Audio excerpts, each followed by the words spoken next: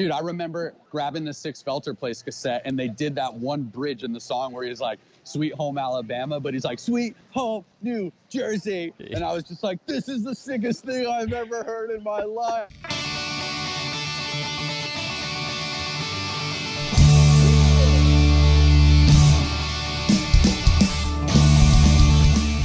Welcome, everyone, to This Was the Scene, the podcast that takes a look back at the late 90s, early 2000 New Jersey punk scene. I am your host, Mike Doyle. Yes, The Sleeping was a band that formed in 2003, which is outside of my current premise of this podcast. However, Doug grew up in the late 90s scene as a young lad, and he's also from the same town as I am, aka Jefferson Township, which is pretty cool. I wanted to get the viewpoint of someone who grew up going to the same shows as the majority of my listeners did and ended up creating a band as our scene faded away. Don't worry, I said to him specifically from the beginning I wanted to talk about the scene, which he does a lot.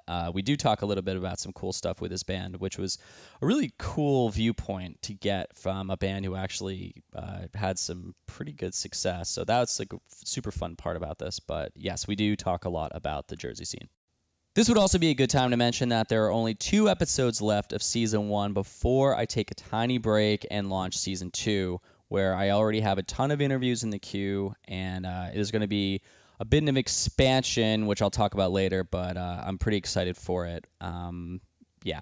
But I'll tell you more about this in the next 2 episodes. For now, here's what Doug and I spoke about. His sister making him learn to dance by locking him in her room, getting shit on by people for liking Pennywise, his love for Six Felter Place, the Mount Arlington Elks Lodge, his conversation with Jimmy Eat World about Clarity, and his other conversation with Jimmy Eat World about Chris Carrabba playing at the Wayne Firehouse. The show where Random Task used TVs before they played, even though I think this was Escape Engine, because I don't remember Random Task ever playing their set with TVs on the stage, but I could be completely wrong. Living with CJ from Red Rover, squatting in his old house when his family moved to PA, playing in front of 5,000 people, the story about some random dude telling him about his future, and a ton more. This week's episode is sponsored by Southern Tier Distilling Company. Built on 300 plus years of Western New York spirit production, Southern Tier Distilling Company puts the heritage into every bottle. Now expanding their market to New Jersey, Delaware, and Ohio, more of us can enjoy these premium spirits such as Southern Tier Distilling Company's Straight Bourbon, Silver Medal Award-winning vodka, the Smoke Bourbon, and their 2X hopped whiskey, a whiskey distilled from their gold medal winning 2X IPA. In addition to their spirits, also available are their premium canned cocktails, which Rob from LWL tells me are currently in the market. These include the gin and tonic with elderflower and cucumber, the bourbon smash with ginger, mint, and lemon, and the vodka madras with cranberry, orange, and chamomile. Great for camping, the beach, tailgating, and of course, crushing at the golf course. They are now sporadically in markets around the U.S., so ask your local shop for their offerings so you can get them into your store. Check out Southern Tier Distilling at www.stdcspirits.com and follow them at southern_tier_NJ on Instagram. Fun fact, if you hadn't heard this a couple episodes ago, Rob from LWL runs that Instagram because he works for Southern Tier, and he is basically the guy heading up the launch. So that's a little fun fact that why this is a cool sponsor, because they are tied to the scene as well, which gives them some cred. Southern Tier, why the hell not? If you'd like to sponsor this podcast as well, I've got some more room, so just email me at thiswasthescene@gmail.com. As always, thank you to the people who've donated to the podcast. If you'd like to do so, just go to thiswasthescene.com and send whatever you'd like. It just helps with the $20 a month to keep this thing alive. I've also got some merch there, some stickers, which are still limited, and that's it. Again, all the money that I'm getting from this, from either sponsorships or donations, it just goes to keep this thing alive, because it's not a lot of money, and I spend a lot of time on this. So it just helps out. So thank you. And real quick, if you want to follow me on Instagram, I created an Instagram account for the podcast. It's just This Was the Scene. Go check it out. I post up there like teasers. I'm doing behind the scenes. I'm doing polls, which are asking questions like, what questions would you like me to ask on the podcast? And there's other things. So it's a good way to communicate directly to me about stuff about the podcast and to share episodes when they launch, because I guess that's what the kids like to do through this Instagram thing. So go check it out. Feel free to subscribe, leave a review, and share this with anyone who would love some nostalgia. With that said, let's get started. Where do you work? I work at a skate shop in Manhattan. Really? Yeah. That's punk rock. I run the social media for it. Oh, no shit. I was expecting you to work at some, like, shit-ass warehouse or something. I don't know why I thought this, because I just feel like everyone who's toured in bands just kind of ended up getting Like to job Drum in they it? fucking hate. No, I like run social media for like the second largest independent skate shop in all of like the city. Jesus Christ, really? So it's next to Supreme, which is like Supreme is Supreme. So we're technically like number one in a weird way, but yeah, I like shoot all the photography and run the entire social media. Okay, that makes sense, because your Instagram is quite photography driven. Yeah, I mean, I like to put my stuff there. Here's the thing. It's so funny because there's always this like love-hate relationship with Instagram. I hate social media, right? I work in social media, but I can't fucking stand it. But like when Instagram started, it was like a place where you put your art, your photos. Like that's what it was mainly for. It was never meant to be some like, look what we're doing shit. It was literally just like express your creativity. Right. So I just always did that, and eventually it turned into whatever it is. And obviously, like you can't say you've never used it or whatever, but I always try to keep it still driven. It's not to impress anybody or anything. It's just, I like seeing my photos. Like I have them all on my computer, but it's also just cool to see them like documented the way they are. And, that's kind of like why I think how I got into social media to begin with. I was just stoked on always like being able to take cool photos, which I do for my job, Was it the photos that you're posting, are they actual photos you take with a camera and then post? Because I see sometimes you'll say take it with a phone. Yeah, like, well, the reason why is because I post a lot of my like film photography up there. Just because it's pretty cool that you're actually able to show your film photography, like, and not just have it in a book, which I do, but it's also cool to be like, yeah, I get scans back. These, a lot of people edit their film photos. I don't edit them at all. I don't like enhance color. Like I just post them raw because that's what they should be. But it's nice to just have them there because, I mean, I guess like I'm a creative person and I don't sit there going, oh, I'm going to post this. I'm a creative person. I just know that people that, follow me or whatever, I have like friends who are photographers and yada, yada, friends in social media. So it's like, it's kind of like when you Facebook your family to keep up with them. It's kind of like what I do with my photos, Yeah. It's like we're all just kind of like hanging out together, and I don't give a shit if something gets like 1 like or fucking 20. I don't fucking care, I just like to have it as like a platform for what I do want to post, Yeah. Oh, that's awesome. But it's ironic that I run social media accounts where like that's a very important thing. Yeah, I mean, it's all perception. Do you want to make sure your company looks bigger than it is? It's like exactly. It's like being in a band. I think that's why I got good at it, because I like taking photos and I apply it to something in a business standpoint that's like make us seem bigger than we are, Yeah. No, I totally get it. So I hit record a while back, so I've recorded some of that. So I may use it, I may not. I think maybe the people out there need to know. They need to know about social media and how to be raw with it instead of adding filters.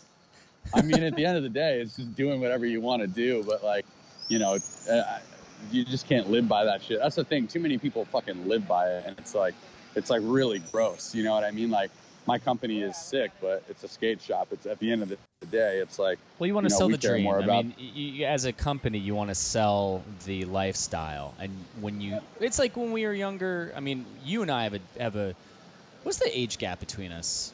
How old are you? I'm 39. Yeah, I'm 35, baby. Okay.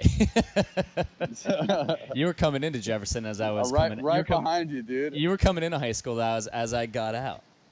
Yeah, I think like you and Chris, I think you guys graduated when I came in. Yeah, me. Like, I'm pretty sure that's how it was. Yeah, you were in Timmy's grade, right? Parker? Yeah. Yeah. Yep. Oh, that's crazy.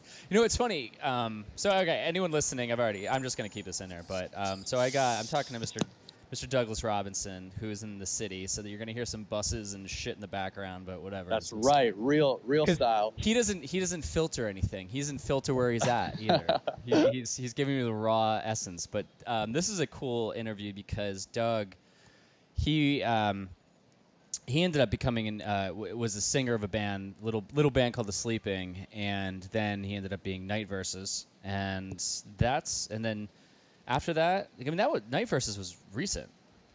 Yeah, it was. It was I mean, we were together. Are you still doing they're it? still together as instrumental. Yeah. Can you hear me? Yeah, yeah. Are they still Okay, doing cool. it or no?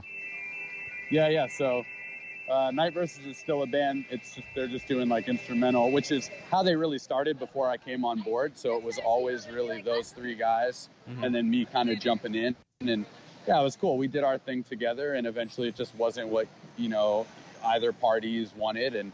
But by then I had made this. We had made the switch. But yeah, that was pretty recent. Well, Doug, he ended up. So the whole point of the podcast, as everyone knows at this point, this is like episode 26, I believe, at this point. This is talking about the late 90s. So I thought it was cool to talk to Doug because he ended up gaining so much from that scene that he went on to be in all those bands that progressed after, or the majority of the people who I've interviewed, we all lived in that scene. And we, some people have gone off and done things, or a lot of people like Chris Badami, he's still recording bands, but zines died out. People who went to shows back in the day, they stopped going. And I always talk about how in the early 2000s, how it took the shift. So Doug ended up being part of that shift. But prior to that, he was a huge part personally in going to shows, and it helped mold him. So that'd be cool to talk about someone, talk to someone who was there from a young standpoint, and then how that helped him develop into taking what he learned and then going off in that whole direction outside of what we knew as the quote unquote, New Jersey scene, or the scene, as we say. But yeah, so thank you for joining us, Douglas. Dude, thanks for having me. It was funny too because my brother-in-law is Jeremy, who is in like Humble Beginnings, Big Wig, and we're in an instrumental band together. And when he had mentioned, I mean, you and I have known each other, but when he had mentioned that, that he was a part of this, I was like, damn, I would just love to talk about it just from my experience, like I definitely, like, that was all, like, that was who I was. I mean, it still is, but I like lived and breathed. I was like living and breathing that time period, like that's all it was to me. I mean, I just can't imagine my life without all that stuff. So it was really cool when you had mentioned this, and I was just like, I don't like to research things by any means, or like go back, and I'm not really much of like hanging on to the past. Yeah. But it was just really cool to kind of step backwards and kind of remember all these little things that I wanted to like eventually at points in this interview, like, or podcast, bring up.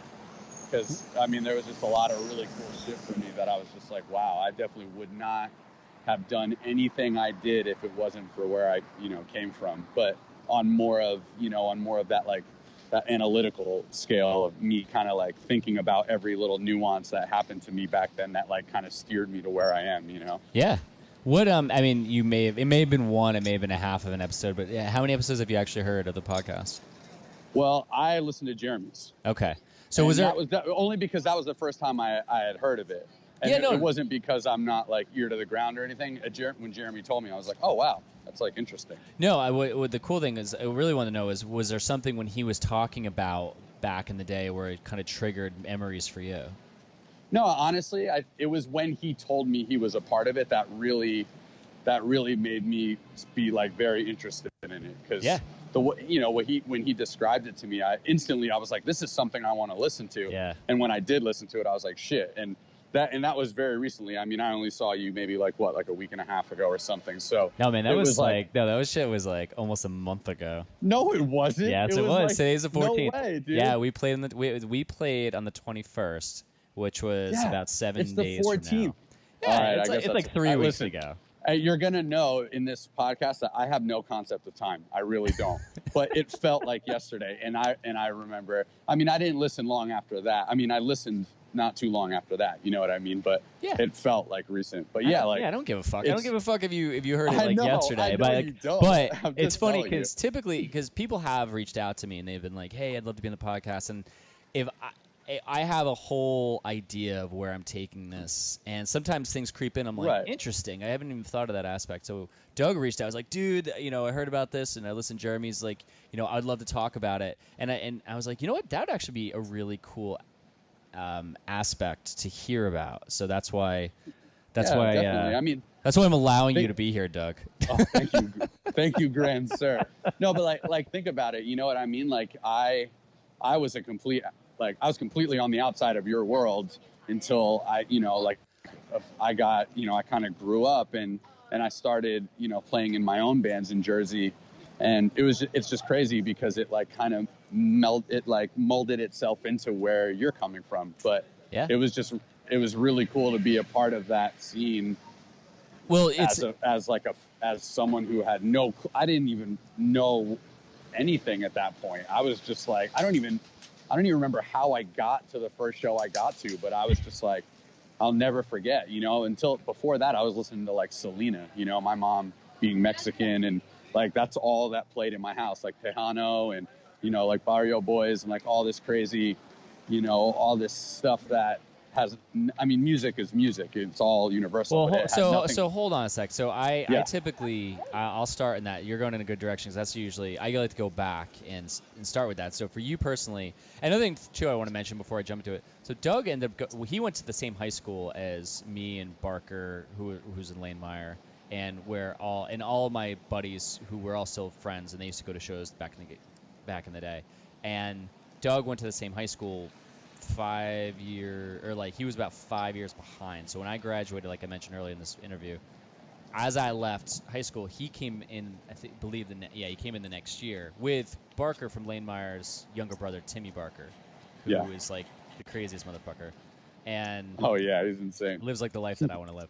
And so Doug came through our high school, and then he ended up, like it said, being in these bands, and he started going to these shows. But that's why I thought this was really cool too. So he grew up in the same high school as us, where we weren't in the middle of the scene. Like, we were in Jefferson, which was all the way in the fucking sticks. There weren't any shows in Jefferson. We didn't have shows like the Mount Arlington Elks Lodge. We would have some shows there, but they weren't as big as all these other places. So I want to find out how you ended up really finding all that stuff out. But I would start off with is what actually got you into music. So my older sister, when I was very, very young, she was a dancer, and she was doing like super crazy things we lived in San Antonio. I was a military brat, so I've lived all over, but my mother's side is all Tex-Mex, Mexican. And my sister, she's, super big into like, Tejano and like all kinds of stuff like that. And she was she was a well-known dancer in our area. And by dancer, I just mean, like I guess what you would call hip hop dancing and stuff like that now. Okay. Back then, that's what she was. She was like, into choreography and all that stuff. And she wound up becoming like a Spurs cheerleader for a while and things like that. So she was super into just rhythm. And, I would always listen to the stuff she was listening to all the time, and it's not like I became obsessed with it by any means. I always had like music in the background. My mom was a single mom too, and she kind of like struggled all of her life with men. So like, it was either my sister when I was around her, because she didn't live with us forever, or it was just me listening to my own stuff. But I was always just around that stuff my sister was playing and like dancing to or whatever. And I used to like go in her room, and she would lock me in her room, and she'd give me like a brush as a microphone, and she wouldn't let me leave unless I did like duets with her. Really? So yeah, I probably wouldn't be singing either if it wasn't for her, because that's wild. But yeah, she would literally lock me in the room, and I couldn't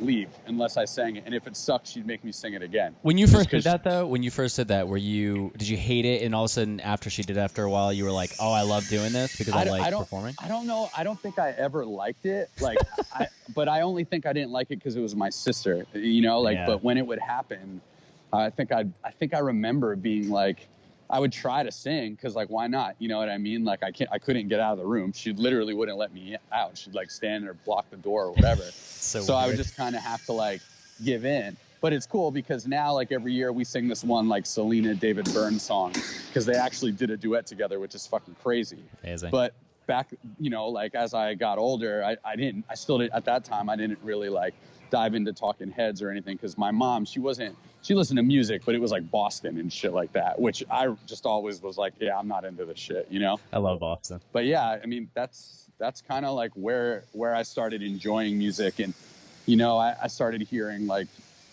other things that weren't what we were listening to. You know, I'd hear like a Fleetwood Mac song or something like that, and I would just be like, oh shit, this is cool. You know, I wouldn't know what it was. It's hard to like say how you felt then, because we didn't hear music the way we do now, you and I, or anyone listening or whatever. Like, no matter if you play it or not, you hear it differently. So I don't think I was always like, oh my God, this is amazing. But I would just be like, man, I like Fleetwood Mac, you know, this is cool. Or, you know, like things like that would kind of happen. But I think I was more like tuned into rhythm, because there was so much like Latin music I was always listening to. So I think that's why I love drums. I mean, here's the other thing. My dad, this is another big part that I don't even know why I forgot to mention. My dad was a drummer, and when I was a little kid, I would always watch my dad before he left. He left at a very young age, which, you know, I'm not trying to sound all like emo, quote unquote. He's in my life now. It's all good. But back then, before he left, he was a drummer, and he had a drum set, and he would always like play the fuck out of the drum set, and I would be like super hyped. And then he would leave, and he would leave the door open like just a little bit. And it was always just a little bit, to where it was like he wanted me to be intrigued, you know? It wasn't like door was locked. It was the door was open. So if you're curious, go play. And then I would start playing the drums. I was like 2 years old. I'd start like playing the drums, hitting anything. And then he'd like laugh and take me off the seat, and then he'd do it again, like always letting me creep back in. So drums became kind of my first love. And when he left, that's when my mom and we were like living in San Antonio and things like that. And that's where my sister started, you know, doing all that stuff as I got older, and I started listening more of that, like I was saying, that rhythm side, you know. My dad, I never knew what bands my dad listened to, because I was so young, but he was a drummer that loved rock music. Like Neil Peart was his favorite drummer ever, but I didn't know that stuff back then, because I was so young. How'd you guys get to Jefferson? I think from Flanders. We were living in Flanders, and my mom worked for the DMV for like 30 something. I don't know, something crazy. Again, I'm terrible with fucking time, but she worked at the Department of Motor Vehicles in Ledgewood for like a really long time. And then I don't know how we wound up getting to Jefferson. My mom married my, you know, sister's father, so I mean, I'm happy for that. But we just wound up in Jefferson with him, and I don't really know like how that happened. But yeah, I know we went from like Flanders to Jefferson. What side of town were you on? I lived in Lake Hopatcong, so okay. I lived pretty much like probably a 10-minute bike ride from Timmy and Chris. Okay. Yeah, I was. You know, do you know where that like kindergarten was? Like right on. I don't even remember the name of the roads. 181. Basically, yeah. I don't think so. Was it? No. I don't know. I don't remember. It's so fucking long ago. Oh my God. I can remember, dude, I can remember so much fucking shit from the back of the day. I will pull this out of you. No, 181 was the road it went past Paul's Diner, and there was Briggs, I think was the school there. Oh, there was Briggs. Yeah, there was also the school, Stanlick, that was next to, shit. Which one was the one by the pizza place, by Paisan? Paisan. That was my first job. I got my first job at, not Paisan. I know what school you're talking about. Yeah. Yes, holy shit, that's crazy. We used to skate there all the time. I mean, dude, I remember that area. We used to have boxing matches over there. Yeah. Me and Elvis Kusovic, like, oh my God, I don't remember who else, but we would like box. Okay, so there was also not to go too far off the subject, but there was also that kindergarten where my like sister went there. But right across is where you would make the left, and you would go all the way down, like where Sherwood lived and I lived. Yeah. Karen, the Galls lived down there. Yeah. But yeah, that's that whole area. So it wasn't too far from like Tim, you know. And eventually, as I got older, I started hanging out with Tim more. I didn't really hang out with him right off the bat, you know, but I knew his brother because I was such a big fucking fan at that point. Okay, you know, We'll talk about, how Lane Meyer influenced. No, I was kidding. How did you actually get into? Hey, it did. How did you get into punk rock? Like, so my older sister, she had a boyfriend, and his name was Mike. I don't remember his last name, but he was like punk rock to the max. Like, what grade was your sister? He wore. She is now. What is she? I think she's your age. Was Was she 40. in my class? No, she didn't go to school here. She moved away once we moved here. I was saying, I don't remember meeting her. Yeah. She came back like when she was in college. She moved away with my grandmother. But okay. But yeah, so she was about your age. She's about your age. She might be like a year older than you, but okay. She had this boyfriend named Mike, and he was like kind of looked like a stoner, not like a hippie. Like he just had like very like squinted eyes. He had like this low Yankee cap, and he was like, shoulders were shrugged, and I remember when I met him, he was like, "What kind of music you like?" And I was just like, "Oh, I listen to like, Garth Brooks with my mom," which, hey, there's a couple really good Garth Brooks songs, but, like it wasn't anything. And then I remember he was like, all right, he's like, "Here you go." And he gave me, what did he give me? He gave me Liberal Animation from NoFX. Yep. He gave me, I think, Destroy the Machines from Earth Crisis. And he gave me Pennywise, A Word from the Wise. So the one that was like before the full length with like Bro Hymn. And yeah, and I remember hearing that shit, and I was like, that was it. I was like, done. What did you like about it? I think that's kind of what brought me to shows. Well, what was it about that? Did you like the vocals? Did you like the guitar? Did you like the melody? I don't know exactly. I just remember being like, I know the one thing I do remember is I couldn't believe there was like music like this. I think it's because I was so used to hearing like certain sounds like sonically. I just never heard anything like thrashing like that, even like the rock my mom played. Like I said, it was like Boston. You know what I mean? Like I had never heard anything so like that fucking shit was badass. That shit was so all Boston and all that stuff. It was so produced and so clean and safe. And then when we heard NoFX or Pennywise, it was so aggressive and fast. And the vocals, they didn't sound like they were in tune because they obviously, made sure when they were recording that they were on key. But there was like I talked about this in a couple interviews with like Tom Bigwig and I forget who else I was talking about. Like it was like there was a scariness to it, and it was just like, how can they get away with this? Because everything we hear on MTV is so polished, and this shit is so not fucking polished.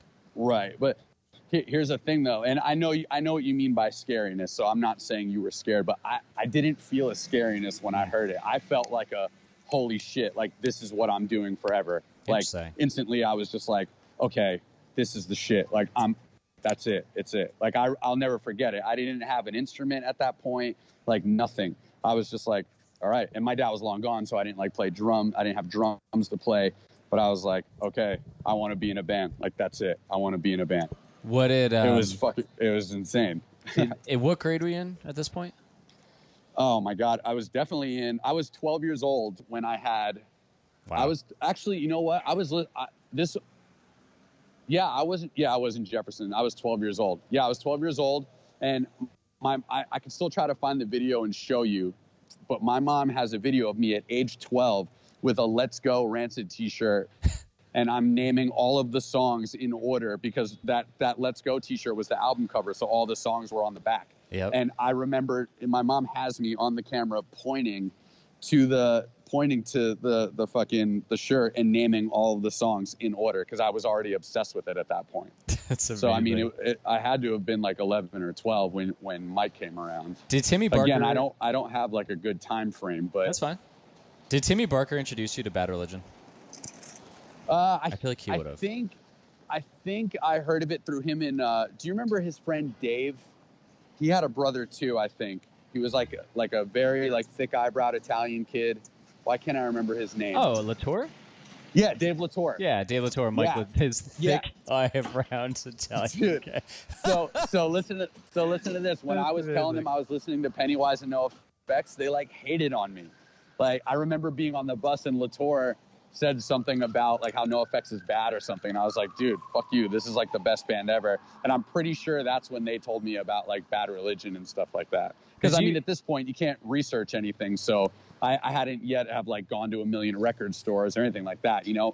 My mom, she was cool, but I was still on like a leash in a way. Not about music, but like I wasn't able to go really far at that age. How did you actually get how'd you get the music? Were you guys burning CDs and giving them to each other? I don't even I don't think so because once I got to a record store, my mom would actually like give me money.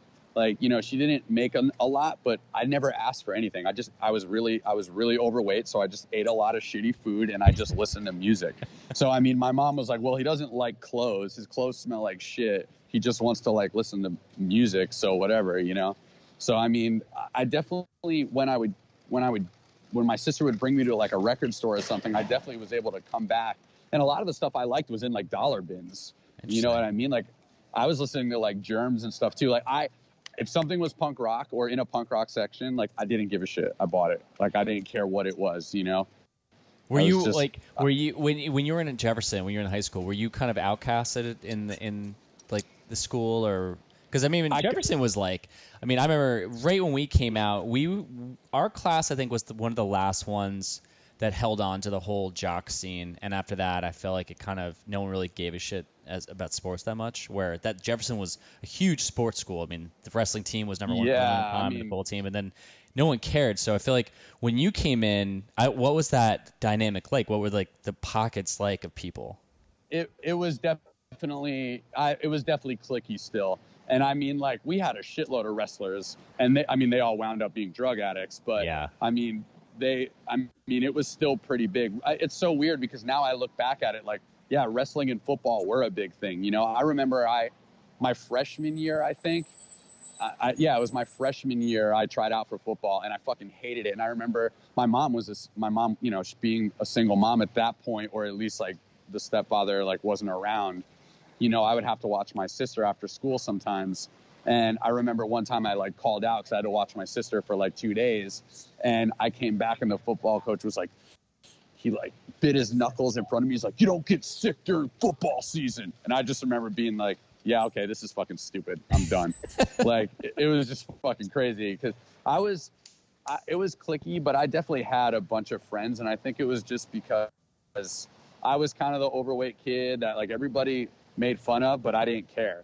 And I think that got me friendships. I mean, I had great friendships. It's not like it was just because of that. But, you know, when you're like a punching bag and people see you don't care, it's not because they don't become friends with you because you're down with that. They just become friends with you because they're like, oh, he's actually cool. He doesn't give a shit, you know? Yeah. So I was friends with like all the jocks. I mean, one of my best friends was like a dude that pretty much like so many people hated, but I like saw the good qualities in him and he was like my fucking brother. So, I mean, I was friends with everybody. It really wasn't like a big deal to me. But yeah, like a lot of people didn't give a shit that I liked punk rock. You know, so many people were listening to terrible music in Jefferson, but a lot of people were listening to pretty good, like, you know, Latour and Barker and all them. Like it was at least cool to like get things from them too, you know, but honestly, I got to say at one point, I feel like they all moved to like that indie scene, and I was expanding my knowledge, but I was very into like punk rock at that point. Like I didn't care about Knapsack and stuff. And now they're like one of my favorite bands of all time. But, you know, it took me a couple more years. Here's the other thing with me. I don't just listen to things because people listen to them.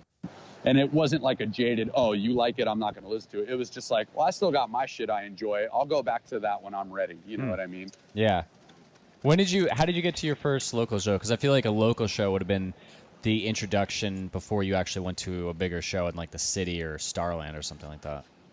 Yeah, well, for the first show I saw was Mount Arlington Elks Lodge. It was Congress of Cal, so it was before Lane Meyer. Holy shit! And yeah, that was my first show. Six Felter Place. I'm pretty sure it was on that, and they lived at Six Felter Place, which was directly across from the Mount Arlington Elks Lodge. Yep. And I remember seeing that, and I don't even know how the fuck I got there. I mean, it wasn't far from Jefferson, Lake Opakon, but I definitely I think I maybe walked there by myself. I really think, I mean, you know, I had my friends that I was like super tight with too, but I mean, I didn't really meet some of them till high school, and that was definitely not high school. That was like 5th grade, I think, 6th grade. I think it was maybe 6th grade. Jesus Christ. Yeah, I saw Congress of Cal with Andy and Chris. I mean, it was Lane Meyer, but who was in Congress of Cal? It was me, Barker, Andy, and then D. Maselli. Yeah. Me and Chris started it. Yes, in his. Yeah, I had the cassette, dude. Are you kidding me? With the fucking the black and white etching of the cow or whatever that. Yeah, dude. Like, I'm an OG. Like, I might not seem like it, but I'm fucking OG. I know that you like you were involved in this way back then from a younger standpoint. The whole Dude, I theme. remember grabbing the Six Felter Place cassette, and they did that one bridge in the song where he's like, Sweet Home Alabama, but he's like, Sweet Home New Jersey. And I was just like, this is the sickest thing I've ever heard in my life. And it was just like something so like, minute. I mean, I have mad props for them. Steve was such a nice person. I remember I think about all the people that have come up to me, and I don't mean this in like a bragging way, but, I think about that and cyclically, in a circular way. And it's just funny because I was that guy going up to like Steve. I remember going up to Andy, who's like one of my friends now. Like, I would go up to people and be like, you guys were awesome.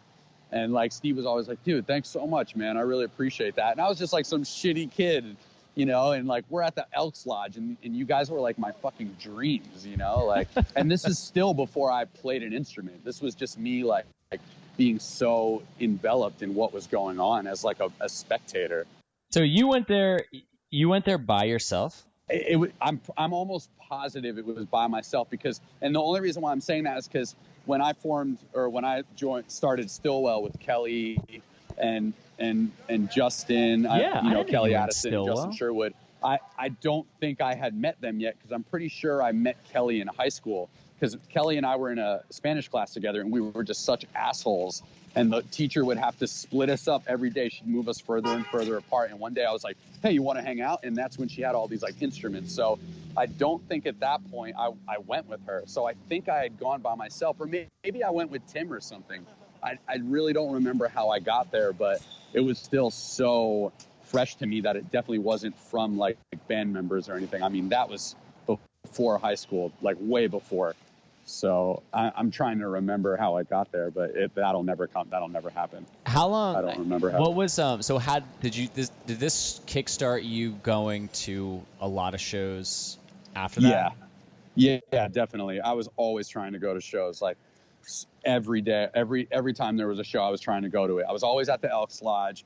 It was harder for me to get to places like Boonton and stuff. I wound up going to things like that as I got a little older, but like any show that was in my vicinity, I was always going to, you know what I mean? Like I just needed to go to a show. It was like all I wanted to do.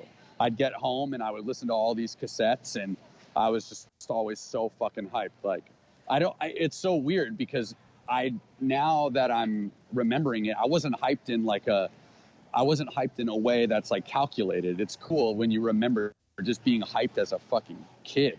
And I just remember listening to all these cassettes and I was just like, oh my God, you know what I mean? Like it was just like surreal to me that this can be a thing and it was happening around me.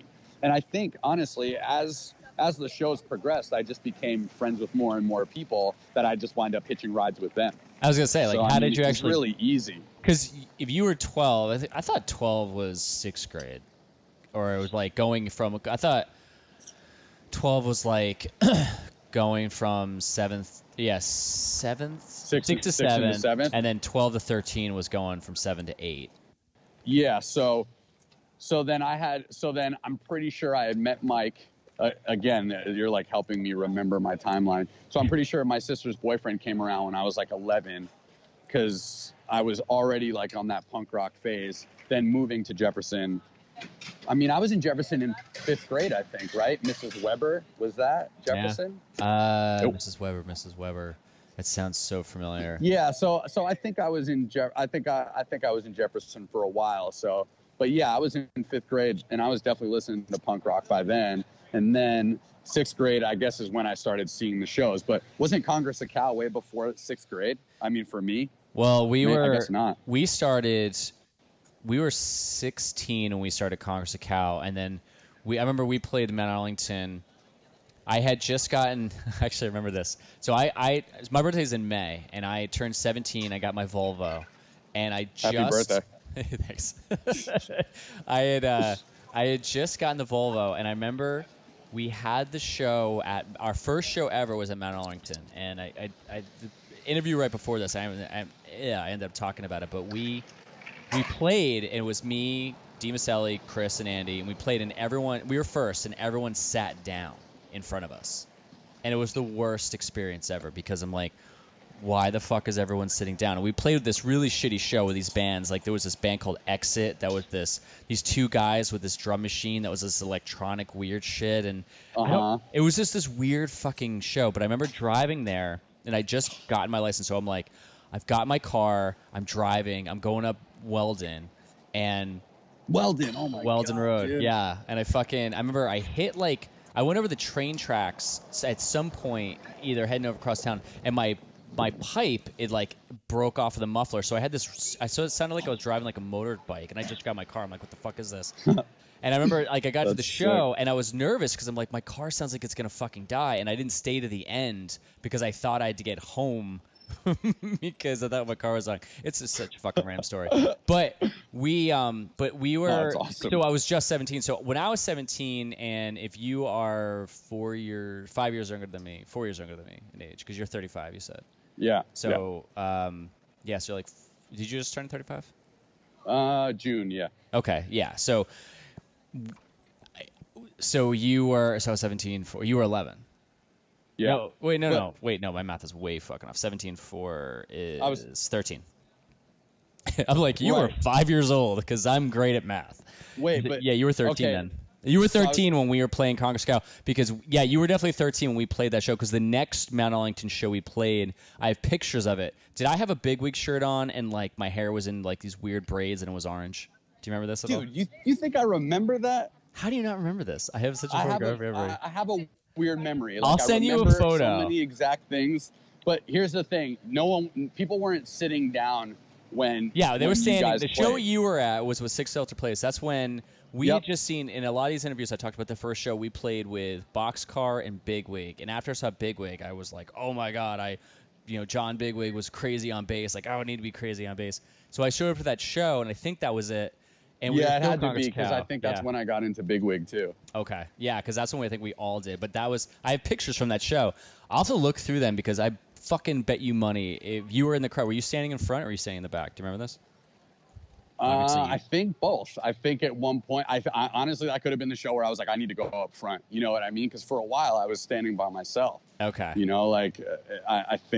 I think I might have just been like, fuck it. I mean, you could probably see a pic. You could probably find me. I'll have to find. I have the pictures. I have this giant crate of photos from that point until every Lane Meyer tour, and Yeah, then, dude, definitely, because if that was with Six Felter Place, then for sure. Okay. That's because I mean that was the one that fucking just did it for me. I was like, okay. Did you end up being in a band? Did you end up making friends from different towns? Yeah, definitely. I think that happened a little later in the game, but yeah, I started making friends with like a bunch of people. I mean, I was just always there. I'm almost positive I was always pretty much there at the beginning by myself, and then I would just kind of be like, yeah, here I am. And, that's ballsy, and man. Yeah, well, I mean, here's the thing. It's like, it's funny because now I know who I am as a person, and that's how I am. Like, I mean, I pick and choose now. I'm a lot more, I guess, reclusive in a way now. I kind of tend to not really go out and not do things, which is funny because I'm the complete opposite of how it used to be. But interesting.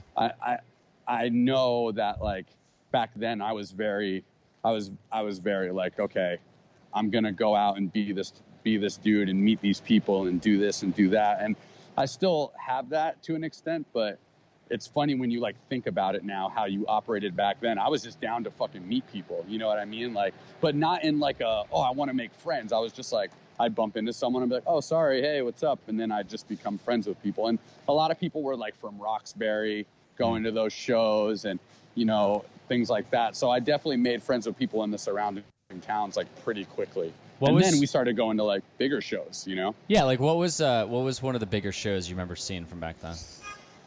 Oh man. Well, I mean, I started seeing Bigwig a lot, and to me that was like bigger, you know what I mean? But eventually it kind of started going into the Wayne Firehouse, where I started seeing like, I would see like Thursday, like Fresh Out of the Basement shows.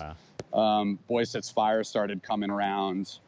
Again, I could maybe be jumping like a big timeline, but I mean, that's the stuff that to me that started getting bigger. I saw Jimmy Eat World before Clarity even came out, and there was there was like, huh? No, it wasn't Skaters World. It was Wayne. It was a Wayne Firehouse show. Chris Caraba, he wanted to play the show, and he wasn't allowed to play the show unless he played as the doors were opening. So I remember him playing in the middle of the floor, and people were coming in and like sitting down, and I was one of those, like, I think there was like 13 people at this point. I think Spoon played, or Seaweed. No, Seaweed. I think Seaweed played. I was really weird, but it was sick. There was like 200 people. There was maybe 200 people at this fucking Wayne Firehouse show watching Jimmy Eat World before Clarity had even come out. And I'm like, or it had just come out maybe. Yeah, I think it just came out. Yeah, just came out. And I was like, I remember talking to, I was talking to Jim and Tom about like the inspiration. Yeah, it had just come out because I was talking about the inspiration to Goodbye Sky Harbor, and at the end, and I remember we were like, my friend and I were like, were you guys like high when you made that? And they're like, you can't not be high and make a song like that. And I was like, oh my God, they smoke weed. Like, whoa, this is crazy. Like, little did I know I'd like be playing fest with them in the future and like actually hunting for weed with like some of those dudes. It was it's just like, it's really funny. But yeah, and I remember the first time we played a fest with them, The Sleeping, I knocked on their door, and this massive tour manager answered the door. It was to their dressing room. And this massive tour manager, like huge arm up to my head, like, like holding the door. And I just walked I was like, how you doing?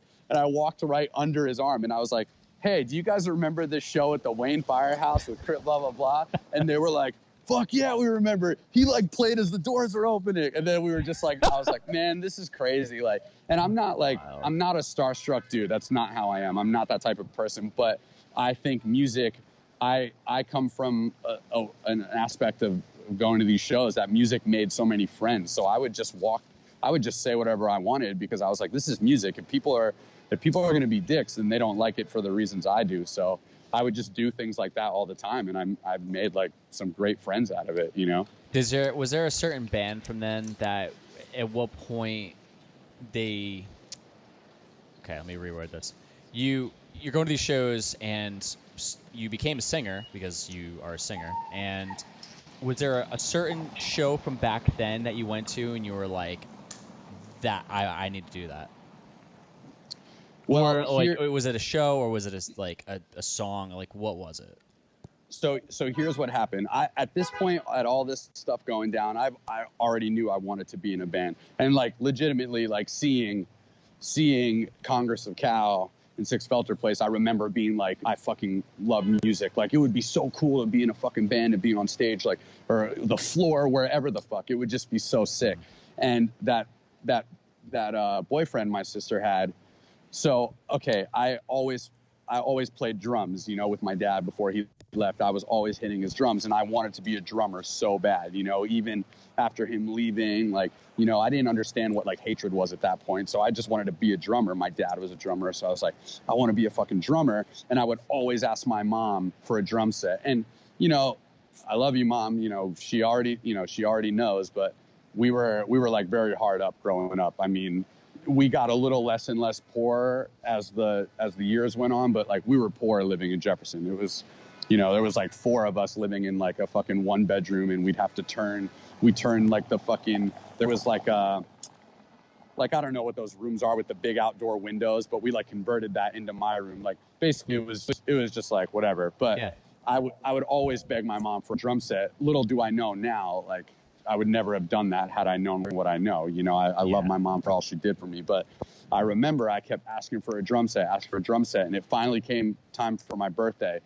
And I went up to my mom and I was like, all right, it's my birthday. And my mom gives me a card, and the card's got $1 in it. And in the card, it wrote like, I'm really sorry, Doug, like this is all we can afford. Happy birthday. I love you. And like, I'm a young kid at this point. I'm upset. I'm obviously now my mom doesn't give me anything. I don't give a shit. You know what I mean? Like, I'm happy to just be alive. Yeah. But like, my mom gives me this card with literally $1 in it. And it was a joke, but little did I know. So I go in my room and I'm like bawling my eyes out at this point because all I wanted was a drum set. I'm like, fuck, I just want a fucking drum set. I want to be a drummer so bad. And all of a sudden my mom, like a few minutes later, I'm like, fucking lying in a pool of my own fucking tears on my Mario blanket. And my mom is like, yo, factually, I had a Mario blanket. And my mom is like, Doug, there's a phone call for you. And I'm like, I didn't hear the phone ring. Like, what the fuck? And I walked out and there's a bass guitar. Now, it wasn't a drum set, but when I saw that fucking bass guitar, I don't think I have, like, I'm just remembering it and actually like taking the time because I haven't thought about this shit in so long. But I don't think I remember any happier moment in my life than when I touched that thing. Like, I couldn't fucking believe it. I had a fucking bass right with like a little ass Cray amp. And I was just like, oh my God, like I can't believe this. And I thanked my mom. I fucking hugged her and I just went back into my bedroom. I had a cable for it and everything. And I just fucking plugged it in and that was it. Yo, Doug, come out. We're going to meet up on blah, blah, blah. We're going to go to Cromion's. We're going to go to Osmond's. Like, come over here. I'd be like, oh, sorry guys, I don't feel good. And my birthday's in June. So this was like the summertime. Yeah. So like I got this fucking thing and I never left my house. Never. I fucking never left it. Every record I had, I was fucking playing to it. Sounded like shit. Don't care. I'm strumming exactly how they're strumming. Like I didn't give a shit. I did not leave my house ever. And the one time I left my house, and we can come back, we can circle back to what we were talking about. But the one time I left my house, Tom and Mike Osmond, I'm not sure if you ever knew the Osmonds. I think Kelly was their older sister. So you might have known Kelly. Yeah, she was in our grade, actually. Yeah. So they were like some of my best friends. And I lived on New York Ave. And I would run up New York Ave, and there was like a shortcut. There was like these steps, giant steps that led to somebody's property. But that was like right on their street rather than going all the way around whatever fucking road that was. You mentioned it earlier. I'm pretty sure that was the road. Golden? Or 181? Or? No. Anyway, but I would take a shortcut to their house. And listen, people have these moments. I'm not trying to act like I'm like Mr. fucking light in the dark kind of thing, whatever. So I was walking to their house one day and I didn't want to go. I wanted to keep playing music.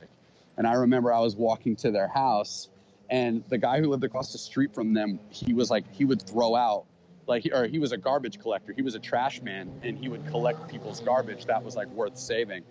And I remember getting right up to their house and it was raining and I'm not even kidding. And I don't fucking care if I sound cheesy. People cannot believe me. I don't give a shit.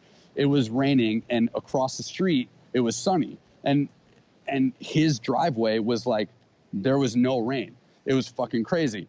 So I remember looking in that direction because I was like, how is it not raining right there? Like, it's like pouring where I'm standing.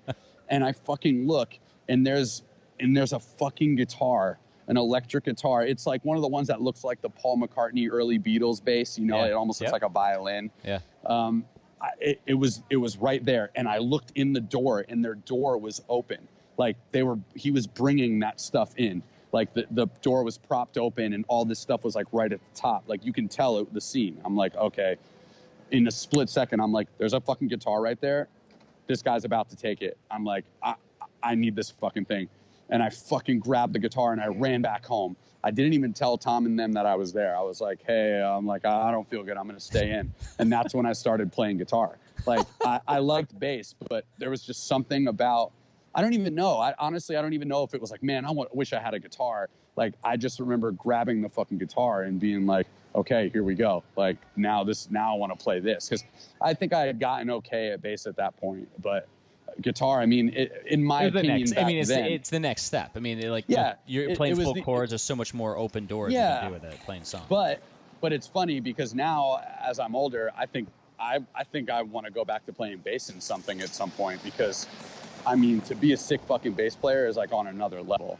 And it's funny just how your mind operates. Back then I was like, yeah, more noise, more chords. And now I'm like, fuck, man, I want to fucking like lock it with a drummer, you know? Yeah.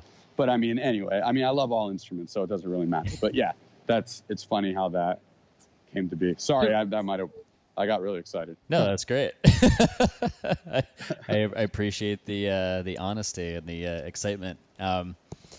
Let's see. So you said you had to jump off around 7, right? Because you had to go to practice or something like that. Yeah, but I mean, I can hang for a little. That's cool. Okay. I really want to take this. Like, I think. Yeah, let's keep going. What I really want to take this to is right at the point where, I don't dive too far into the sleeping and things like that because I think it kind of breaks away. But where I think it's interesting is that because a lot of people I've talked to, they stopped in the music scene. They stopped going to shows. They stopped playing shows. They kind of just fell out of the scene in general right around 2001, 2002 when everything shifted.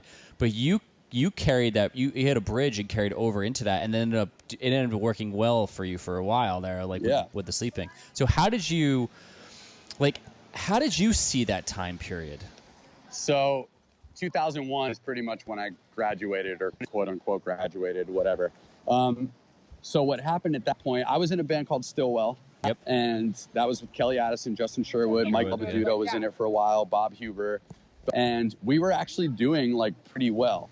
I mean, like for like a Jersey band from our area, we started doing really good. We started playing like, you know, the Chop Shop, the 191 dudes. Like we were playing with Scary German Guy, and we started playing shows with the Strider, you know. So at this point, we were actually like doing some pretty cool shit. We were on some Wayne Firehouse shows with like Juliana Theory, Outline. That was the one. I don't know if you remember this, but they unplugged Eric Knapp's fucking cabinet, or no, not Eric Knapp. I'm sorry, Outline Jack Antonoff. There you go. I think was it Jack or was it Evan? Evan Winkler? I think Evan's sick too, but I think it was Jack who they unplugged. I'm almost positive it was Jack, but maybe it was Evan. But yeah, like we were part of that show, and it was just cool. But anyway, we were like doing really cool shit, and at some point, wait, hold on. Were you were on that show? Yeah, I'm pretty sure we were on that show. We were like the first band. We played that show as well because in one of the previous interviews, I mentioned that Evan came up to me. Evan Winokur, by the way. I just said yeah. No, I know what you're talking about. Evan came up to me and he goes, "Yeah, dude, this fucking Juliana Theory. They started like unplugging our shit." And I got up in the mic because I think we were the last band or one of the last bands. Before, And I made some comment about, because Juliana Theory, I think they were done or something like that, and I was like, yeah, you know, I said some comment. I'm like, yeah, don't worry, we go over like, you know, don't unplug our fucking dude amps. that was you, because then he came out in his crazy like glisten bell bottoms and he had to apologize because people were booing him. Yeah. Yes, that was sick. I'm sure they're like really nice guys, and I hope if he ever hears this, he's probably like, hopefully this. But like back then, I was so mad, and Evan just gave me this look. He's like, dude. Yeah. We got to remember too, people grow up. You know, like we live in a world now where like everybody holds on to fucking everything. I know. But like people change, dude. Like, but yeah, I'm pretty sure we were on that show. I think it was us, and then it was Outline, and then it was probably you guys. Random Task. And Random Task. Random Task was on it. Evan was in Random Task. Yes, you're right. I'm sorry. You're right. It was him and Ben. Yep. From Armor Sleep. Yeah. Yep. Dude, Random Task was so sick. Oh my God, they were so good. And I saw them. I think that was at the. I mean, they started doing this. Not to cut you off, but was that no, it's fine. That did they have TVs on that show too? And it was like dark. I think it might have been Mount Arlington when they did that. They did like the crazy TV thing. Did you remember that? I don't remember. I think I might have been starting to get out of that. I'm pretty sure it was Mount Arlington. They had they were the first band I ever saw do it. It was sick. Was it Outline or Random Task that did it? No, this was Random Task. Okay. But this is when they had like the TV stack and they were just playing like static electricity or static, and they were just like playing. Oh, it was sick. Anyway, but yeah, cool. I mean, those guys were. It was the Random Task and Outline. They were the ones who were coming up when we were kind of going out, and then they ended up disbanding, becoming all these huge bands, which is funny because you guys came in at the time. Because when you guys broke up, I think Kelly. That's where I was going. Yeah, they ended up going to Day at the Fair. Yeah, so check this out. So this goes back to you asking me like kind of what happened after that. So 2001, I'm in that band. We're doing pretty well. Then what was that band with Bryce? I can't remember the name right now. Do you remember Bryce? It was kind of like an At the Drive-In weird thing. Mike Bell was in it. Shit, I can't remember their name. And Shady View Terrace? No, not Shady View Terrace. No. Oh my God. Escape Engine. No, not Escape Engine. No, there was another one. By the way, I love all these bands. The Sleeping Toward the Escape Engine. They're all the best people on the planet. Like, But yeah, I'm trying to remember Bryce's band. I'll remember it at some point. But I remember when Stillwell was kind of like, we were like kind of breaking up, and I didn't realize, and I had gone into Justin Sherwood's house, and he was practicing to Bryce's band's songs. And I was like, I walk in his house because we were like all best friends. We once we became friends, that was it. And I knew all of them for like so long.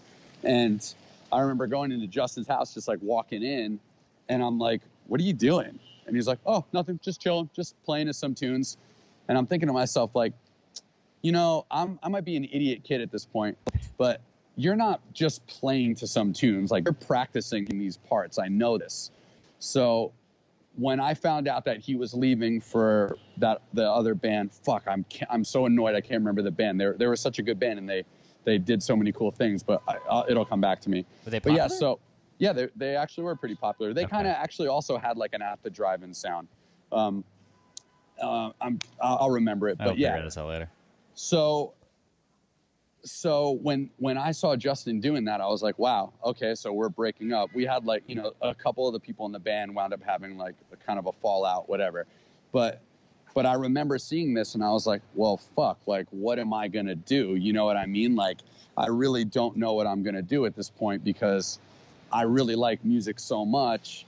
And I don't know how to be in a band with anybody else at this point. It's not like now I'm older and I'm doing cool shit with my friends who are doing other cool shit. Like, I don't know what to do at this point. So, CJ, I don't know if you remember. I know CJ. He was in Red Rover.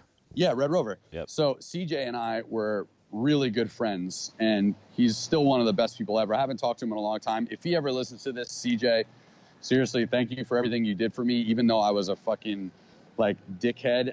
As a kid, I didn't know what I was doing at all, but explaining. I wound up living with CJ and his family, and I was super appreciative of it, dude. It was just very awkward for me. I stayed in a room that, you know, it wasn't decorated like in my way or anything. And I don't mean that in I didn't want to add to it because it wasn't my place to live. Right.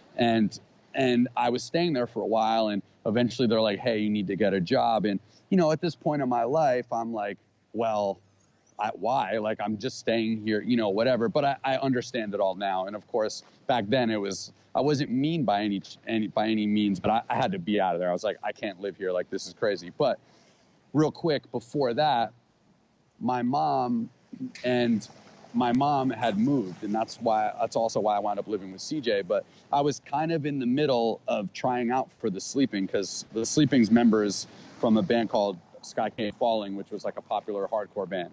And pretty much all the members of The Sleeping were in Sky Came Falling. So I remember I was dating this girl who went to Fordham University, and I would always go to her, you know, her school when it was like the hours you were allowed, because Fordham's Jesuit. Okay. So I would go there, and I would always look at like all like the, you know, the New Jersey scene and the music scene, like message boards. And I remember seeing Sky Came Falling looking for a singer. So I was like, shit, I should fucking try out for this. And again, I'm sorry, my timeline, I go back and forth because I forget these little things, but that's fine. So I click on it, and I'm like, I want to try out for this. So I send them our, you know, like our demo or whatever through email. And I'm like, hey, you know, I sing in this band, I played guitar, but I'd love to be a part of it. And they called me, and they were like, hey, you know, you can either, do you want to try out for The Sleeping, for this band? It wasn't The Sleeping yet, but I was like, yeah, I would love to. So they lived on Long Island. It was super hard for me to get around. So at this point, my mom was moving with her new boyfriend, and my mom's like, hey, you can either stay here and just live in here until the electricity and the heat and all that shit goes out in the house, wow, or you can move with us to Pennsylvania. So I said, well, I gotta fucking do this, so I'm gonna stay. So I lived in my house when my mom moved out, before like the next people took it over, for like a few months before I went to CJ. Seriously? Yeah, dude, I was sleeping on my futon. That was my bed for mad long. I threw out the frame and I just put it on the floor. I had my fucking 6-disc CD changer, and that was it. That was it. That's all I needed. And eventually the heat went out. Still lived there. Eventually the electricity went out. Still used a candle, and like would read or whatever. My ex would always come. She'd hang out with me. She'd make me dinner, or she'd bring me dinner. She'd give me money to like do things. But that money she started giving me was the money I would take to start taking the train.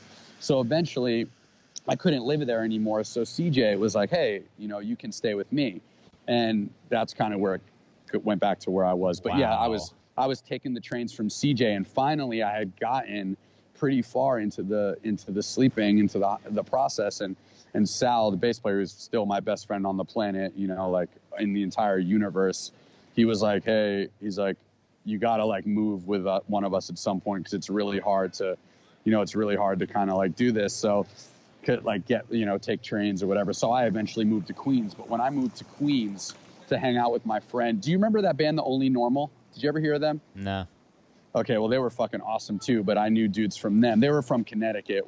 But I had one of the dudes wound up moving to Queens, and he was like the best fucking person on the planet, Sean. And I moved into his place before I like moved in with Sal. But the reason why I feel like I was addicted to CJ is because I never really thanked his parents, which was kind of lame. Like I just left, but I was like going crazy in there because I didn't want to impose, but at the same time I was like, I need to do my own thing, and this isn't fair. And it was just a really shitty thing to do. And I'm older now and I understand that. Yeah.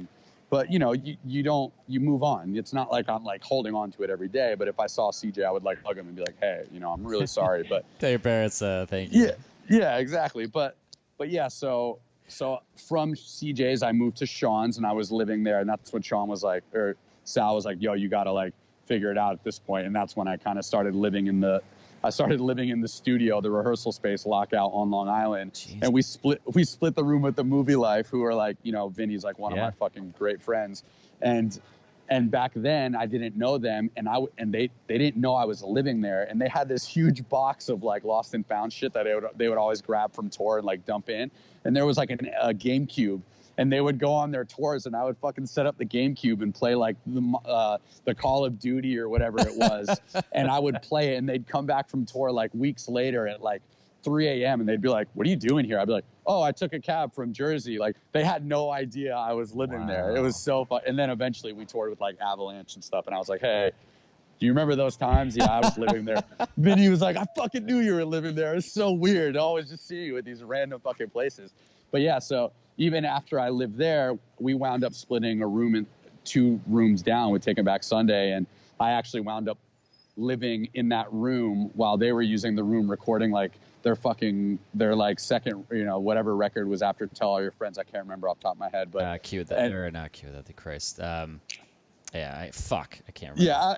None of this is to name drop. It was just funny. Like I wound up being in these funny positions with these bands that were like really well-known Long Island bands. Well, it's funny because these are the bands though that when all this stuff started to shift, I was like, what the fuck is happening? Because I was out in California. Because Lanemeyer was done. Chris had he quit, and then we kept going. And that's when we had like Fallon in the band, and right. And then we quit. I just like moved to California, so I missed all this shit, right? But it's like, you know, it's kind of interesting hearing your side of it because, you know, at the same time, other people had sounds like easier living situations where they would go to shows and they would be in bands and they progressed and the sound started to evolve. And I noticed that the sound was evolving when Shady View Terrace came in and the Screamo thing came in and like Strider brought this whole new sound, and like Saves the Day came out with their fucking third album, which is amazing, and Stay What You Are. Stay What You Are, yeah. Yeah, record's so good. Everything just started to mold, but it's funny because you ended up being one of these bands that when Taking Back, I was out in California and Taking Back Sunday was on the cover of AP Magazine, and I'm like, what the fuck is this garbage? I was so mad, and my friend was telling me about the record, and he's like, "This will change your life." It took me about a couple months after I moved to San Diego, and I'm like, "What the fuck this?" And then I heard he goes, "This is the 5th time I bought the CD because I wore it out that much," and that sold me on buying it, and I got it, and I was like, "This is so good." But you were part of that whole era that like, I mean, it was like a hard stop, and then you guys came with this new sound or this progressed sound. Well, I think for me too is I don't abandon like everyone. So many people where I grew up are so mad, quote unquote, that I left. But like, first of all, I don't give a shit. I do what I want to do. Second of all, I chased a fucking dream and I fucking succeeded. But it made sense for you though because you were that age, and that's exactly where it was going to go. And here's the other thing. Where you want to be, by the way. Where you want to be is the name of the record. Yeah, that's what it was. Okay. And it's funny because that's Fred from Breaking Pangea, and Stillwell would do stuff with Breaking Pangea. And one morning I was in my boxers and I like opened the door to like just say what up to them because I had slept on like the other couch. And I like opened the door to say hi, and I'm like this, you know, this fucking shitty kid living in this rehearsal space. And all of a sudden I see Fred, and I'm like, Fred? He's like, hey man, what's up? He's like, what are you doing here? And all TBS is like, he lives here. And I'm like, yo. And he's like, hey, don't tell anyone, but yeah, I'm trying out for Taking Back Sunday. I'm like, that's fucking sick, dude. Like, hell yeah. And like, they were my boys. Like, it was awesome, man. Like, again, it's just crazy to think about. I haven't thought about this stuff in a long time, and like, I love Taking Back Sunday, and I will always love their music because of how I met them as people. I mean, like, Adam, when his Macbeth shoes dropped, he gave me a shitload of his shoes for Christmas because I was living in the studio, and like, they would take me out to like fucking dinners. Like, it was sick, you know. Like, I'm very fortunate I was able to like live the way I did, even though I struggled so much. Because I mean, I was a mooch back then. I wasn't trying to be, but everybody felt so bad because this was the maniac who just lived in the fucking rehearsal space or lived in his house when nobody lived there. You know, it was fucking crazy. I mean, yeah, but I mean, I don't know. There was also stories back in the day about Victory Records, and I'm not going to go into this, but like, I don't know anything about it. But it didn't sound like any of their bands really made any money. This was before the Sleeping was even on Victory. A lot of this was before the Sleeping even really announced as a band. The Sleeping when Where You Want to Be was coming out, the Sleeping wasn't like, I think we're about to start touring. Like we had been getting our stuff ready, and because our first tour ever was like we did like 4 tours like really DIY, but our first major tour after like 4 or 5 tours we did on our own was the Taking Back Sunday Where You Want to Be tour. It was us, Matchbook Romance, then Fall Out Boy, and then Taking Back Sunday. And I will never forget this. I will never forget being at the stairs in the Crystal Ballroom, which is in Portland, which was the first day of the show. And the fucking sound, the guy who was like escorting us to the stage, I wasn't nervous, dude. I was just like, I'm about to fucking, this is it. This is my whole life. Like, here we fucking go. And I remember just standing at these stairs and the fucking lights go down. And dude, this is like 5,000 plus people a night at this point, 4 to 7,000. And like, this was like our 3rd or 4th like tour. I could have the timelines mixed, but we were like road dogs, but we didn't do crazy shit until that tour. And I remember that being our first like major thing. And because we announced it at 2003, we announced we were a band. In 2004 was that tour. So I remember the dude standing there who was like, had the flashlight. And once the lights went down, before the lights went down, he's like, you guys ready? And we're like, yeah, we're ready, you know, whatever. And remember, this is coming from someone who has lived on floors, who has done everything in his power to fucking be in this position. I didn't know what it was, but I was ready. And the lights went down and the fucking screams were so loud. And I just remember the guy going, all right, it's your fucking time. Get out there and play some rock and roll. And I just remember being like, this is my life. This is it. This is all I'm ever going to do for the rest of my life. Wow. And it was the most surreal thing ever. That's so fucking sick. Yeah, it was insane, dude. And that was my life for pretty much the Sleeping, like until the end when we started burning out. Those were what all the shows were. Like, people were flipping the fuck out. And like, to bring it back to the scene, like this stems from all those Congress of Cows shows, all the Lane Meyer shows, being at Timmy's house and like hearing Chris jamming in his, you know, that fucking space, that little like upstairs area he had, like, you know, like all of this shit. Like Bigwig playing my high school, you know, Bigwig playing our high school. And I remember seeing, I think Josh was his name, playing the guitar upside down, like talking to him like he was the biggest person on the planet. I mean, Mr. Tamillo, which John Tamillo from Folly, that was his dad. He was my music teacher when I tried playing saxophone, like all this fucking shit. I took all this stuff with me. Like all of this stuff built me to be like, okay, I'm going to be in a fucking band. Here I go. And like, I didn't hear from the Sleeping for months. And I remember going to my girlfriend's at the time, going to Fordham, and I remember looking at the train schedules as I was in Penn Station, because I would like take the trains out to her. And I remember looking in Penn Station at the schedule that I would normally take to try out for the Sleeping. And I just remember being like, man, fuck you guys. You can't even call me. Like, it's been like 2 or 3 months or whatever. And then I remember walking in that day after I said that, walking into her room, and she was like, holding her cell phone, which was a fucking Nextel, and she's like, Cameron's on the phone. I'm like, what? And I like picked it up, and he's like, hey dude, he's like, hey man, I'm sorry it's been a couple of months. He's like, listen, we really like what you're doing. We've just been trying out other singers just to make sure. And like, we want to bring you back. Like, are you down to keep coming back? I was like, fuck yeah, man. This is all I want to do, you know? That's so fucking crazy.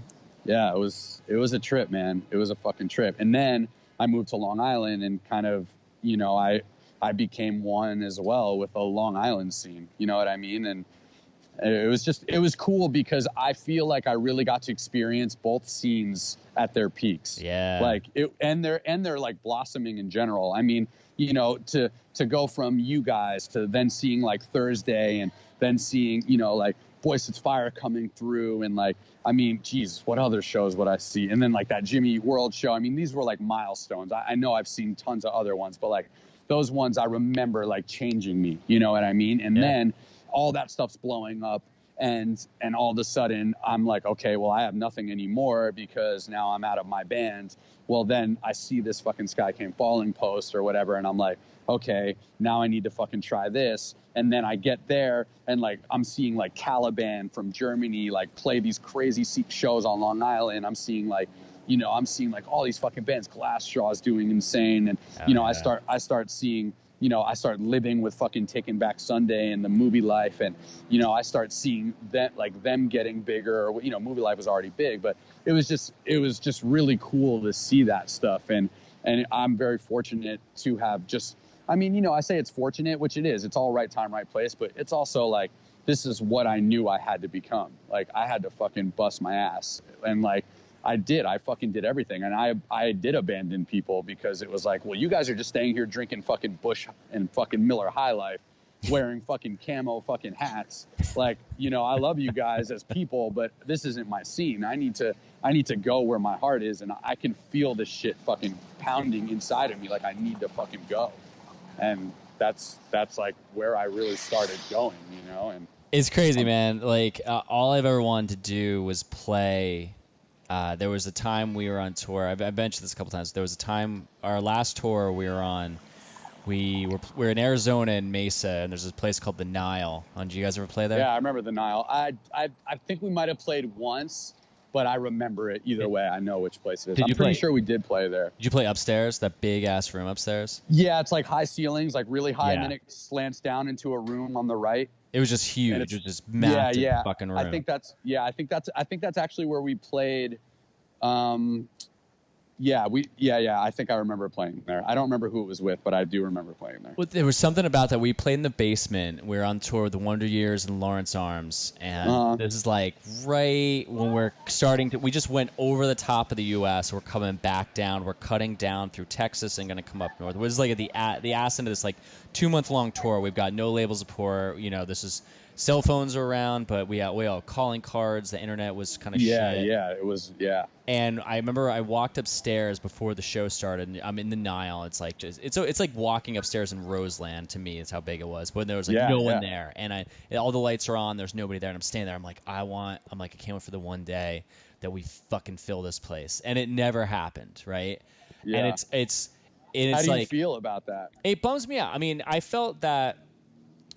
Like that's all I ever wanted to do with Lanemeyer, and then it was such a toxic band towards the end because we had such different directions and we just couldn't express we didn't know how to communicate. So I think a part of it when I saw these bands exploding, there was a lot of jealousy, and I've talked about it many times. Like, you know, when Midtown was blown up, we were so jealous of them because they were like just they were working their asses off and blowing up, and I was like, man, that's all I want to do. That's all I want to do. And then I think when we quit and I went to LA and I saw these new bands come in, I was so like bummed out because I'm like, man, this sounds so different, and I'm not ready for it yet. But then I ended up liking it and loving it, you know, like taking back something brand new. But then I just never got to stand up on stage and feel that. So it's cool. It's almost like I get to kind of it's like live that in a sense, but like hearing you talk about that and get up there and live it, like that's so fucking awesome. And I love that there's no jealousy about that because it's like it's cool hearing people's stories of them that they got to do it.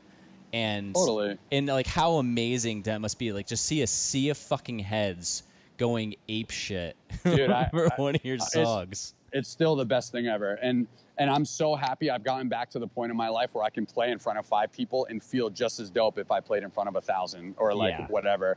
Like I for a while I was you know, the sleeping became such a fucking working force. And then the same thing with Night Versus. Like, Night Versus was definitely more laid back in the sense of like we were vibing in the beginning and all that stuff. But like those bands were businesses. And now I feel like I have my finger on the pulse of how to do it. And I think a lot of bands do. I'm not trying to act like I'm like reinventing the wheel, but it just feels good again to play music. And I have big plans with what I'm doing, but it feels good to play it knowing that it doesn't even need direction. It's so fucking fun. But before any of that stuff, I want you know, I do know how that feels, because when the Sleeping broke up, I was definitely bitter towards bands doing well. Like, it's just because it's not because you don't want to hear a sound. It's because you know, when you're so passionate about something and then it doesn't go the way you want it in the end, it fucking sucks. It hurts. Yeah. And you see all that stuff happening. But something that I hope maybe you can take with you as a little bit of, you know, something that, you know,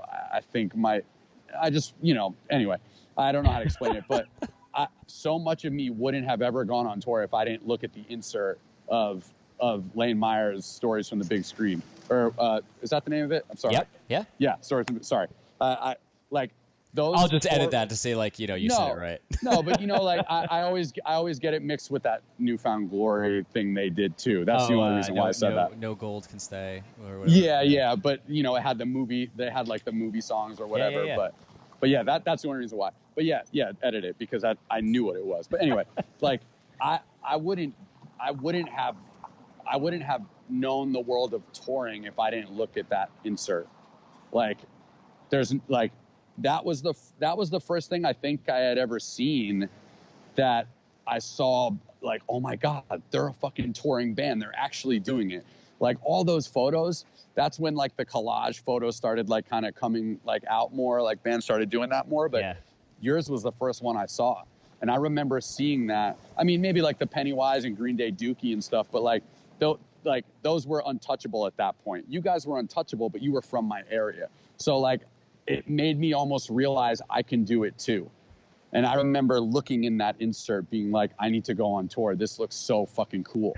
Like, awesome. And I wasn't even like, I'm saying so fucking cool, but I wasn't cursing at that point, really. I was like, oh my God, like, I want to be these guys. You know what I mean? Like, that's how it felt back then. And like, you guys are like, you're a band that's totally responsible for that. That's and awesome, like, I'm not just saying that because, you know, we're here in this moment. Like Lane Meyer, it's like Congress of Cow and Lane Meyer were like huge parts of my being. Like, you know what I mean? Even if I started going to other bands, you know, after the fact or whatever, like that was the initial, like, I need to fucking, you know, I need to be in a band. Like these dudes are doing the coolest things. I remember Andy with his long parted hair, and I was like, I want to look like that guy.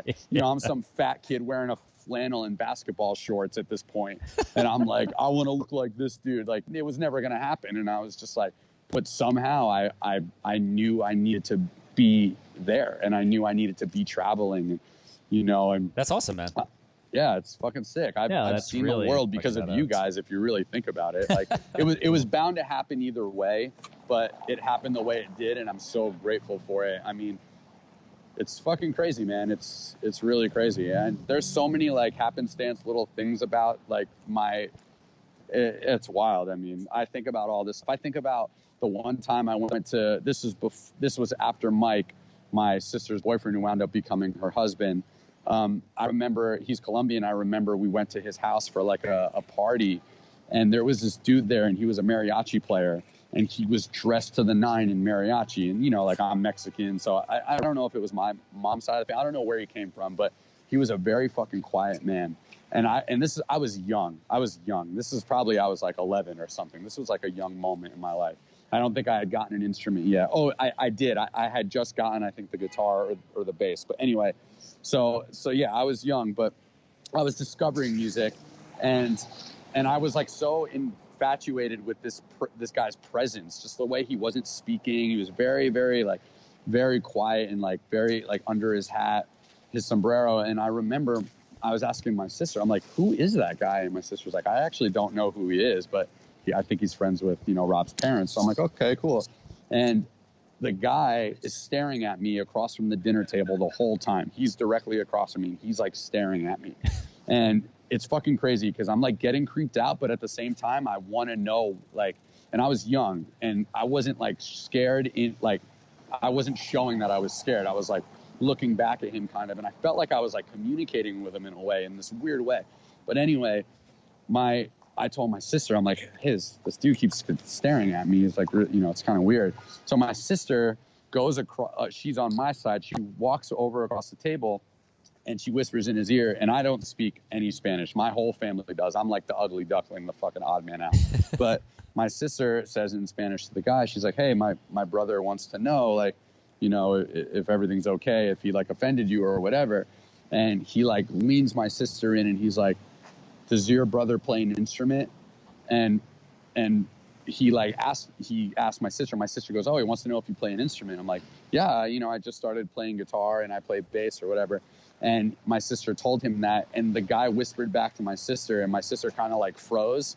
And my sister was, aside from dancing, she was like on the verge to kind of being a Selena in San Antonio. Like, she was starting to become approached by a lot of people, but she wound up having stage fright. I think it had something to do with like what happened with her dancing. Okay. But she like kind of froze, and she looked over to me and she goes, I don't really know. Like, I'm just going to tell you what he said, but she's like, he said that, you're a great guitar player, but you're going to change the world with your voice.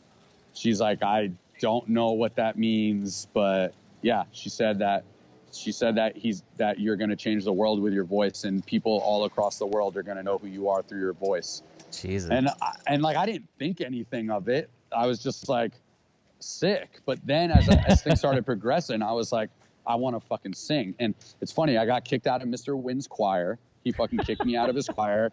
When Stillwell first started, we were the day after, and I was singing it first, and everyone told me my voice was horrible, so I had to stop singing. And then eventually I just started. My mom was being a single parent. I was always singing Saves the Day. I was always trying to sing fucking Incubus records, like Saves the Day, Incubus. I remember being on like heavy rotation, always trying to sing. And eventually I started hearing the notes and actually being able to match them to where they were like, hey, you can actually sing in the band again. And I was like, oh, sick. All right. No so shit. It's kind of weird how all that happened. And then, yeah, whatever scale I changed people's lives on, I've changed people's lives. It's not a bragging thing. I'm just reiterating what I've been told. You know awesome. What I mean? Like, by people. I think people get somewhat weird with like, if someone says something positive about themselves, people have this aspect of like, oh, fucking big headed. I think sometimes it's just, people should just kind of recognize if they've done something or people said it and you're not like, I am this amazing fucking person. But sometimes it's cool to say out loud. It's like, yeah, I fucking did some cool shit. And someone told me that, I did it. And you know what? I fucking own it. Like, yeah, I did it.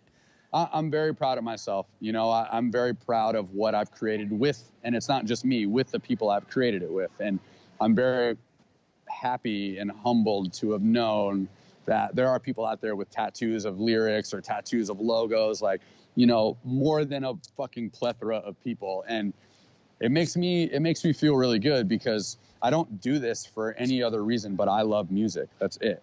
That's it. Like, after Night Verses, I didn't want to fucking sing for a while. I didn't want to at all. I wasn't hounding, looking for people to sing with. Like, I just was like, you know what? I don't want to sing for a while. I like photography. I'm going to keep going with photography. Like, that's what I want to do right now. Then I started playing guitar again, and I was like, fuck, I really want to play guitar again. I've always loved instrumental bands, always. Like, Maserati, which is this instrumental band from Athens, Georgia, they're probably my favorite band of all time, and they're like an instrumental band that not many people really take seriously. I mean, most people that know of them do, but they're like a niche band that you kind of have to find them in a way, and that's like my all-time favorite band, and I want to be in a band like that. So here I go. I'm going to start playing guitar again. So I started playing guitar. I found, by chance, wound up getting in a band with Jeremy, my brother-in-law. And then, we wound up getting in a band with our friend Dan Pellick, who's a great person, and Andy Longo. And eventually we became this instrumental band. And now we just recorded, this awesome body of work.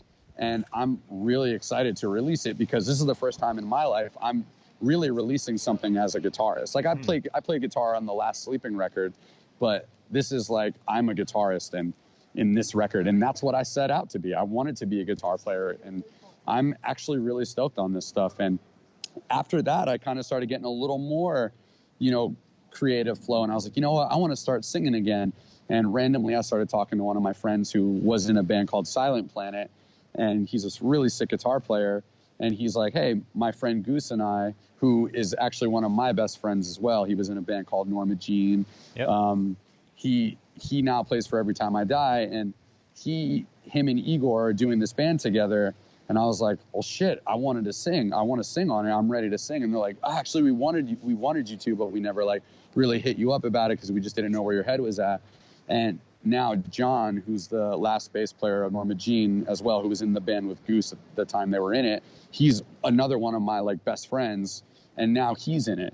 So it's just naturally happening. And in September, I'm flying out to now sing with them. No shit. And it's like, I do it on my own terms. And now I have dudes that are ready to do it too.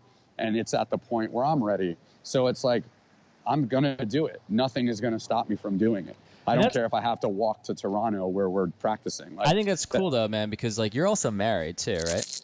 Yeah, I am. Yeah. Which so, is funny. like, I'm married to Jeremy's wife's sister. I know that. I think it's Jeremy so funny. from Humble Beginnings, Big Wig, for all those listening. Like, now him and I are in a band together, and he's my brother-in-law. It's so funny. That was really funny too, because I'm gonna wrap this up soon, but that was cool seeing you at the show because you were doing merch, and I knew that. I remember Jeremy when he got married, you were in the pictures, and like, oh, I didn't know that he was friends with Doug, and they're like, no, he's Jen's sister's husband. I was like, what Yeah. the fuck? I'm like, that's such a small fucking world.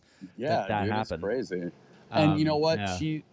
I'm not just like going away now. I don't just go for the fuck of it or anything like that. My wife is my number one priority, like hands down. She's the best person in my life, and she's changed my whole life. I'm a better person because of her. I've grown and learned so many things, but she also knows that I am a musician, and when something feels right, she supports it more than anybody.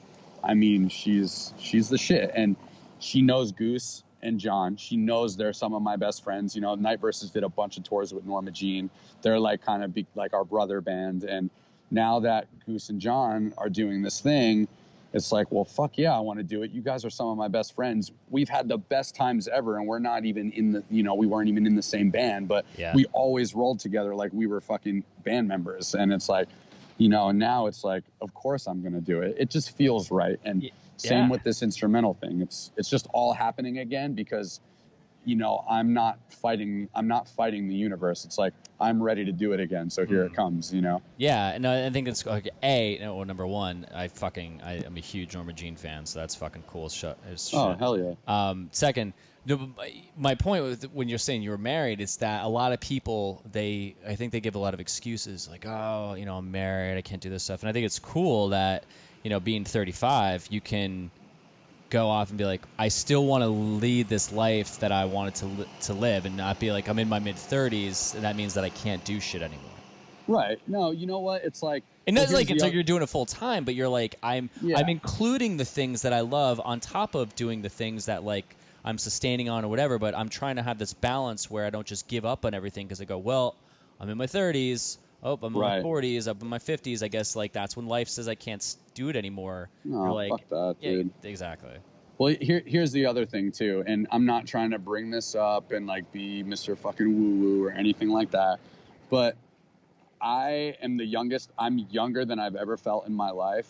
My body has changed like incredibly. I'm no longer overweight. I'm like, I became a vegan a few years ago, and it has reversed it has, extended the longevity of my life. It has extended it, and it has made me feel younger than I've ever felt. So, I mean, I think if I was where I was at the points where all this stuff started like going downhill, or like the Sleeping Ending and Night Versus, whatever, yeah, maybe I would have been making excuses. I mean, I definitely was bitter for a while and trying not to do anything musically, but I mean, eventually it's who I am, and I have such a different mindset and a different energy that, I'm totally going to go for it. I'm not old at all. I'm 35, but I'm the youngest I've ever looked and felt in my entire life. And, I found out a lot about myself when Night Versus did our last record with Ross Robinson. And for those who don't know Ross Robinson, he did both Glass Jaw albums, Worship and the Tribute. Drive-Ins, And yeah, he did Relationship of my Command. favorite album of all time, Relationship of Command. Yeah. He's done my other favorite album of all time, Sepultura, Roots. He's done Slipknot. He's done He's done a lot. He's done all these amazing bands. He and gets in your head too, I heard, when you're... Dude, he first of all, he is one of my most favorite people on the planet to this day. I mean, he's like a brother figure, a father figure. I still talk to him regularly. I visit him every time I'm in California. Like, he has taught me a lot about who I am today. And one of the things he helped me realize is, like, I don't just do this to do this. Like, I am a musician. That I am who I am. And for a while, I think I was so focused on, okay, I'm in a band. I got to be in one band. We're not touring. I don't want to fucking do anything else. I want to sit at home and relax and not go out and take photos or not do this, not do this. And he helped me. His recording sessions are like therapy. And he really helped me realize, like, this is what I am. I want to do this. I'm not this because it's cool. I'm this because this is who I am. Yeah. And even though I knew that, it's just nice to feel that again, when you're so caught up in the machine that is being in a band as a business, which, I was in two that really were operating on that level, Yeah, man. But I mean, yeah, New Jersey is where where I've got it from. You know what I mean? Boy knows his roots. Yeah, dude, I definitely do. And, to all those people who I hope got over it at this point, but are like, oh, Doug, he bailed on everybody. It's like, yo, I would not have stayed if I did it all over again. You couldn't fucking pay me $1 million, because you know what? I learned what I learned from it, and I fucking took it with me, and I'm who I am now, and I'm so grateful to be a part of it, and to be where I am. Yeah, man. Well, I'm going to ask you one last question that will let you go on your way. Yeah. And this is how I end all shows, but I think I know the answer. I don't know the answer, but it sounds like you might have stated it many times, and I'll just have you kind of solidify it in a concrete statement. So what scene ethics do you still hold on to this day? Okay, well, wow, that's a good question, because I've held on to so many.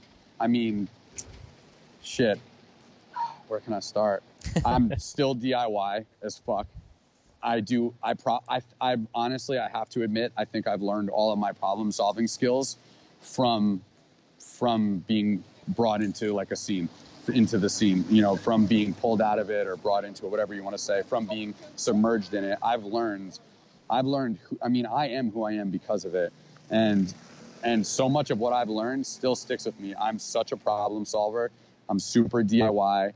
The friendships that I do have, I value them more than I've ever valued anything else in my life. And, I might not have 1 million friends anymore, but I'm happy about that. I'm actually kind of glad, because it's a two-way street. And a lot of those people also haven't walked down it either. So it's like, I've learned to really hold on to the things I value. And, back in those days, like, you valued every little thing because it meant so much to you, Yeah. And I so much of that I brought with me on my first tours, and I have evolved from then, but I still keep that stuff with me. I value so many things, which I don't think if I grew up any other way, I mean, I hope I would, but I can't see myself valuing the way I do, knowing I've lived on floors and lived in fucking like non-electricity fucking houses with like no stove to cook on, like I'll remember that stuff because I was there because of music. I could have went with my mom and her shitty boyfriend and fucking stayed in fucking Pottsville, Pennsylvania, and drank Yingling at a young age, but I knew that this was where I was going because I valued what I saw. So yeah, I think I still to this day have all of those things I like really cherish, and I will always go and look for new music, no matter how jaded I feel. I'll go back to my old records, but I'm always trying to find something that stimulates me. And I definitely get that from growing up in the scene, like when you had to find records just by the way they looked or whatever, like the layout. I mean, I'm always interested in new music, and I got that from being like growing up back then, like I can read a map, which is fucking awesome. I never thought I would have, but I had to when I went on my first tours. Like, Yeah. you know, like I can read a map. It's fucking sick. And that's like an important thing. Not many people can say they can read a map. I can fucking read one because I went on tour. Yeah, you gotta be map, good. You have to be good with directions. You had to know. Well, back then you had to know where the Wendy's was in the gas station, and Yeah, how exactly. to find the fucking show or the venue. Dude, yeah. I mean, I honestly, it's such a cool question, but it's so hard to answer because I really do personally feel like I've taken pretty much at least half of my life of what I've learned back then, I still have with me today. Absolutely. I never forget where I come from, even if I don't necessarily like look back on my past or anything, because I'm a very move forward person. For so long, I held on to so many things in my life until recording with Ross and kind of learning from him that like holding on to your past, like no matter what, like it's good to have stories and memories, but if you hold on to that, it's like holding on to a dead corpse. Like you're never going to be able to progress if you don't look forward all the time. And again, you know, I still keep the great things with me, but it's cool when I can look back at this stuff and know that I still have so much of that in me. You know what I mean? Like, I don't every day go, fuck yeah, the scene made me remember this, but like, hell yeah, I am who I am, as free thinking as I am because of where that Mount Arlington Elks Lodge show, watching fucking you guys flip the fuck out. You know what I mean? Watching Six Felter Place, getting their cassettes at the merch table, you know, looking at that fucking poor taxidermied fucking, you know, elk fucking head on the bar. Like, you know, I remember that stuff vividly when I really think about it. I don't remember what fucking shirt you were wearing, but I remember that stuff vividly. And like, when I go back to that stuff, hell yeah, like all of that stuff is still in me. You know, it's still with me to this day. Yeah, no, that's awesome. Real quick, and usually everyone I have on is done with music, but since you're still doing it, just name drop just what the names of the bands are doing right now so people can look out for them when they're finally out. Yeah, so I have no fucking clue what the names of our new bands are. I think today my instrumental project with Jeremy, Andy, and Mike, I'm pretty sure we have a name today, but we don't know yet. So Okay. that's going down. And then yeah, I'm in a band now with Goose and John from Norma Jean and Igor from Ex Silent Planet, and that starts in a couple weeks. I'm going to Toronto where Igor lives, and we're going to start jamming.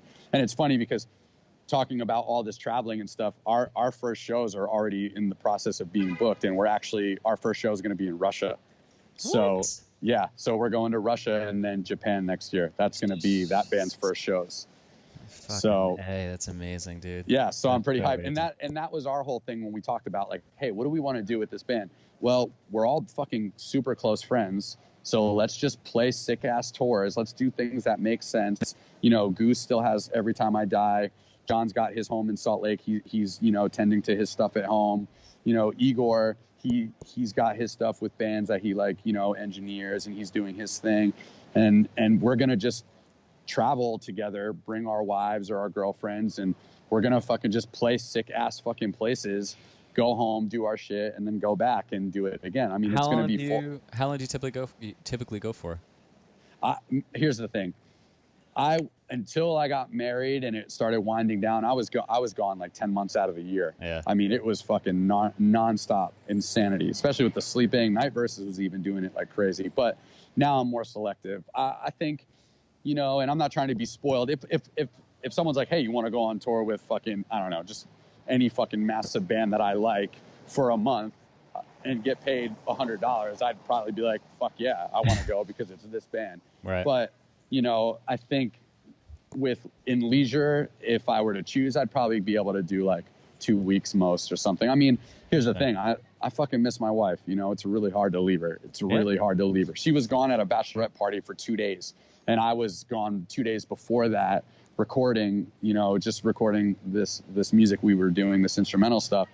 And like, I was sleeping on a couch with like my blanket that I just grabbed out of the house, like one of our hamper blankets. And I'm just like, this sucks. Like, I'm fucking, I mean, it's so comfortable in here, and not a studio where we record it is so beautiful. But like, you know, I'm thinking to myself like, fuck, I miss my bed, you know? So, I mean, again, it's just things that are going to really make sense for everybody that we're going to do. But that doesn't mean I'm not going to be a road dog. Like, it's just, it pays more now to be smarter about touring anyway, because because every person and their mother at this point is in a band. And if you get an offer for $100 to go on tour with blah, blah, blah, and blah, blah, blah, and you're like, hey, we can't do that. Like, is there any way you can give us $250 at least? And I'm just spitting lowball numbers. It's not like, hey, can you at least give us $250 at least, 100, blah, blah, blah. The booking agent's just going to come back and go, no, there's actually 3 other bands that just made a record in their bedroom that are ready to do this tour. So it's all good. Thank you. So, I mean, like, you have to be smart now because, one, you really can't sustain yourself. And that doesn't mean you can't have fun and play it. But if you're really thinking about it as a business, you don't want to go on tours and burn yourself out and come home with like a couple grand. You want to like do the festival circuit. You want to go to Russia and Japan and hang with your friends and like do this cool shit in Japan and Russia. And you're like, oh, fuck yeah, that was so worth the 2 weeks we were out because, okay, we broke even or whatever we did, but we were together and it was fucking awesome. And we got to see parts of the world that we don't see all the time. So, I mean, it's just about doing it to where you have fun. That's the thing. Like, music has become nowadays, everybody in a band, it's like they make a record in like a week on their own. And all of a sudden they come out like they're fucking Johnny Depp.